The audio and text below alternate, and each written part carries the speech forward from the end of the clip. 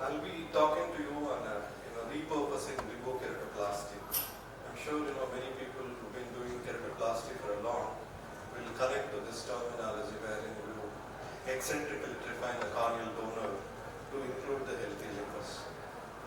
I'll come to that. Why do we need a keratoplasty in sclerocornea? Do not have any relevant financial disclosure.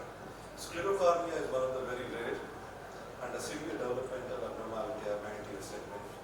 It often characterized by the tense corneal opacification, extensive vascularization, and ill-defined limbus. And these palisades are supposed to be inadequate. And corneoscleral adhesion constitutes one of the important poor prognostic factors because the risk of glaucoma is much higher. Therefore, conventional PK tend to fail. Also, these corneas are extremely small. If you look at phenotypic description of a sclerocornea, where you have a scleralized kind of a cornea, ill-defined limbus, and this is supposed to be corneoscleral junction. This is where conjunctiva is anteriorly inserted. It is mechanistically to explain. So this is perhaps due to transcription abnormality. So during the neural crest cell migration, so possibly one of the downstream pathway get involved because of one of the transcription factor that lead to ill-defined. You can see the ill-defined limbus. This is not the normal limbal palisade which normally seen, and a dense corneal opacification. And cornea gets vessels not only from the episclera and the sclera, and they also have an absent Descemet's membrane and extremely small cornea, and you have an extensive peripheral corneal adhesion. So this is not a perfect recipe for a graft failure. Meaning, it's a nightmare for any corneal surgeon to attempt keratoplasty in the sclerocornea. In all these cases need a UBM. You can also see a thick iris which have an extensive peripheral syndicate. This particular case also had normal pupillary out and had a anterior polar cataract. This has to be distinguished from the peripheral sclerocornea. We have a relatively central clear cornea which is extremely flat, less than 28 is a K value, and you have a peripheral scleralization, which is again exactly similar to that of a sclerocornea. This is essentially basically a keratine is involved, type 1 and a type 2. So this has to be distinguished, and this particular entity doesn't need a keratoplasty. All we need to give a refractive correction, maybe in the tune of 10 to 14 diopter of hyperopia. This has to be recognized early, otherwise we end up having intense hyperopia. One of the OCT or UBM pathognomonic sign is a discoid-like cornea. The central cornea is relatively thicker compared to the peripheral. You can see a mid-peripheral, there is a thinning. And they can have an extensive syndicate formation depending on they have a type 1 or a type 2. And again, the topography is showing a less than 30 is the pachymetry. It's almost like a tabletop. Coming back to histology of sclera, you have an abnormally thickened epithelium, and there has been always a debate whether the phenotypically belongs to cornea or a conjunctiva. And the immunocytokeratins show pendulum swings on both the sides, although they don't have a goblet cells, but they have a manifestations of a conjunctiva. This in turn, indirectly pointing that there is a stem cell inadequacy in this. Meaning, post-operatively, may not able to maintain the corneal epithelial homeostasis, and I'm sure all cornea specialists would agree with me, post-operatively they have a recurrent epithelial breakdown that is starting a trigger point for a cascade of event leading to the graft failure. Moments is always scarred and absent. And as I said, thickened irregular collagen fiber, they're not only thick, wavy, they're also reminiscent of a sclera.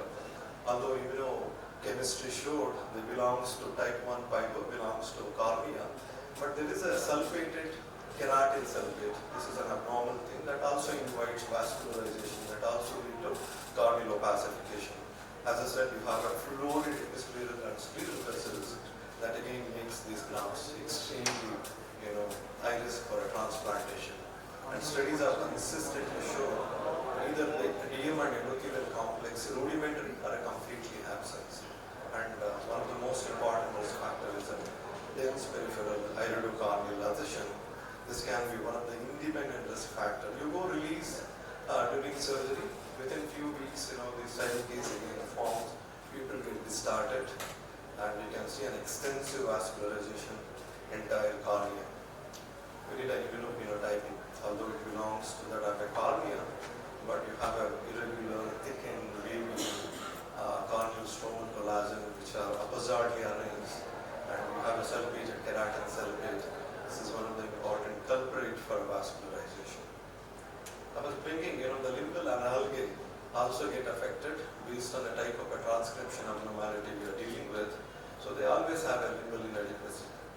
While I was with Pittsburgh with Ken Nischel, I did this particular work. So my question was simple: why do some sclerocardia tend to do exceedingly well and majority of them won't fail?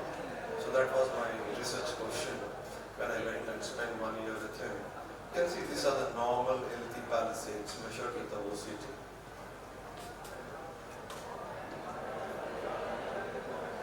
These are the abnormal palisades in the sclerocardia cases.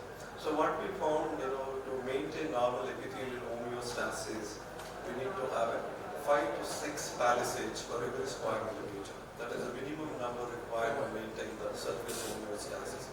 If you look at this, is a classic aniridia where you have a primary congenital stem cell deficiency, and although the immediate post-operative period adopted looking good, and it went on to a downhill course, we ended up having a failure. So what causes sclerocardia? As I said, this is basically transcription factor, which are basically controlling the messenger cellular differentiation of the primordial cells, which are responsible for the neural crest cell migration. Since between the 6 to 8 weeks, you have a 3-wave of neural crest cell waves, which gives to different tissues in a cornea. So basically, this one of these aberrations can lead to sclerocardia. If it is a PAC6, they can definitely have an extensive stem cell deficiency. So is a FOXY1. So variety of things, and nearly 50% of our study population either autosomal dominant and recessive, other 50% sporadic. Sporadic tend to do much well compared to the familial autosomal recessive.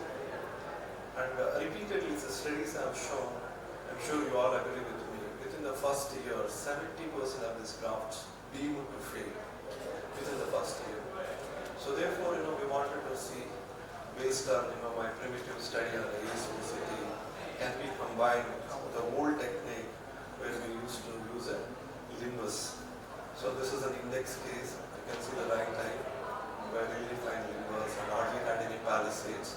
He had a sliver of superior-temporal area where you have a sliver of healthy limbus. I'll take another 3 minutes. So this is a regular video. I tend to respect anatomical landmark. I'm sure there may be inadequate palisade, but they are not totally absent. I'm giving a benefit of doubt, and also reinforcing whatever stem cells we have. And you can see a lot of signage. This is almost 10-year-old video or a recording system that were very primitive. And if you carefully look at, these are young tissue, less than 40-year-old, with a 6 hours of DPT. I instruct my IVAN team to include a small frill of conjunctiva. Actually, I trimmed it because I'm a little scared, obsessive, leave behind a lot of conjunctiva that can have a conjunctival commensal risk of infection. So essentially, what we have done, we also included a limbus. In addition, I put a contact lens that helps minimize the surface inflammation, premature loosening of suture. If you look at, this child just skipped, the 1-week visit, and the left eye contact lens had come off. Look at the right and left eye. Within a week's time, you have all the sutures are loosened up, you have a lot of mouth and cornea appearing very edematous. And thankfully, with the immunosuppression, able to recover. Although this cornea is not pristine compared to the right eye, but child is doing very well. Otherwise, normally sclerocardia, we discourage this parents, nothing can be done because we end up, losing, we are converting it to painful blind eye. At least child may have some, ambulatory vision. If we don't intervene, if we intervene, we may end up, this is Basically, this has been both in Europe and America, they follow that even to the date, they don't operate sclero cornea. But in our scenario, it's different. There are a variety of cases, and all of them have, you can see the part of the limbus, which helps maintaining the postoperative epithelial window. I'll skip, the interest. I'll just come to what are the complications. Mostly, you have an irreversible resection, 25%, meaning, it is such a fluid resection, even if you immerse child in a steroid, it is unlikely to recover. They went on to develop graft failure. The reason is, graft is only 6 millimeter. With our modified technique, at the end of 1 year, we had a 68% grafts were clear, around 60% at 3 years, 2 years, and at 3 years, 50%. Meaning if I'm able to keep the cornea for the next 3 years clear, at least 50% of them have had, the visual cortex stimulated during neuroplasticity. I always have a window of opportunity to revisit or do something for these cases. And we could also capture endothelium in such cases. All these cases, based on bilaterality, unilaterality, and number of palisades. If they have an inadequate palisades, there is a risk of, epithelial failure. I tend to use a systemic cyclosporin in such cases. So even with the total sclerocornea, I'm dealing with only total sclerocornea, so where we can use a modified technique. And addition, use of contact lens, topical or a systemic immunomodulator would really help. Why do we choose topical immunomodulator? Maybe child may be unfit for a systemic immunosuppression, and also it is a cost is prohibitively expensive. The family has to spend nearly 7,000 to 8,000 for a bottle of cyclosporin for every 1 or 2 months. With this modified technique, we could fairly achieve a good outcome, and this can be extremely a good, safe, effective, alternative, viable alternative to conventional penetrating keratoplasty when it comes to sclerocornea. So before I end, there is also a concept, Radhika Madam and Bharati can chip in here. In the late 60s and 70s, there was a concept of immune tolerance induction. There are the T cells. So as an infant acquires a passive immunity from a mother, B cell, and a T lymphocyte. We exactly do not know the critical parameter. Maybe immunological studies have shown between 3 to 6 months is a time frame where lymphoid system is establishing in a child. So if we identify that window and do the corneal transplantation, child would accept the donor cells as our own, and therefore we can actually minimize the risk of rejection. So that's called immune integration. So we can identify there are a variety of ways we can actually minimize the rejection process and salvage this visual access, particularly during the neuroplasticity. Thank you for your kind attention. If there are any questions, I'll be very happy. So this is in Malaysia. So I'm organizing one particular session when interested people can reach me. So love to have you in Malaysia. Thank you.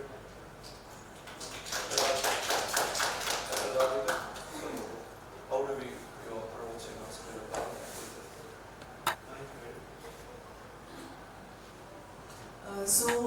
similar to what you have mentioned, some of the cases you can retract the conjunctiva, and because it's not like a uniform phenotype, so that happens that one can do. And similarly, we also use the bandaged contact lens. If it's very, very dense, then you can do the manual debulking. So you can, because in your case, you can see that the intraocular structures were very intact. So if you do a blind entry, sometimes you may inadvertently damage the iris and the lens. So I feel that it's a similar kind of approach. Just through my presentation, once I just showed about, and when I was talking about a limbal translocation, this one. So you actually carefully do a peritomy and take the palisade back. I've done that one. Provided these palisades are healthy, they definitely they'll sustain. But in my case, in technique, I do not touch this one because if you have a micro niche environment, the very process of doing a peritomy, they may destroy. And there are people who attempted even a slit. I'm not a big believer of magic, so I generally retain whatever was and central. I agree with you, man. I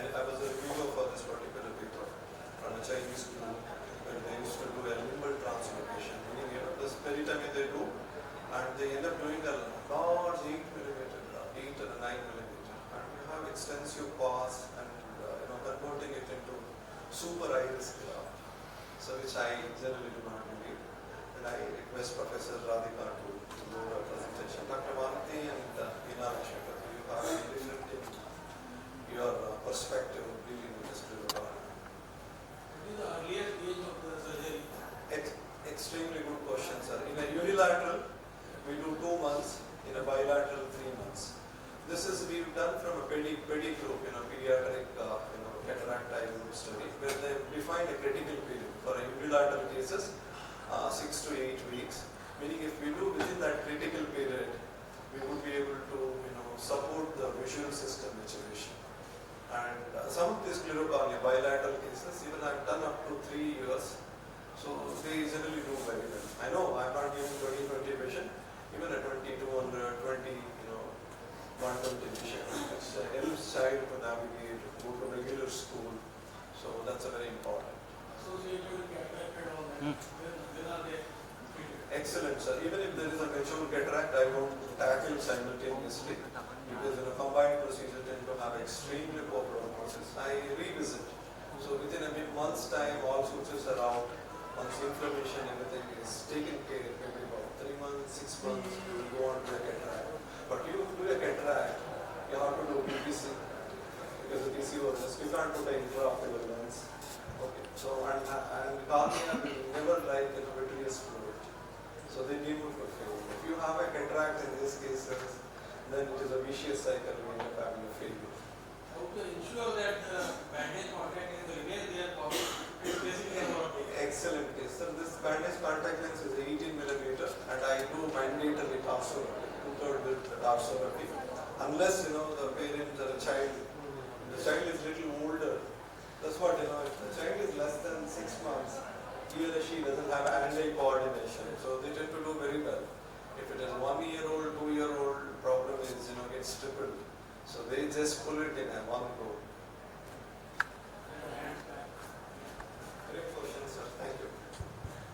I think I agree with Murali in all these difficulties, and the simple thing which I do is give them a patch at least till the epithelium heals and ask the parents to keep removing and keep putting the medications, because once you have BCL, it tends to get dislodged.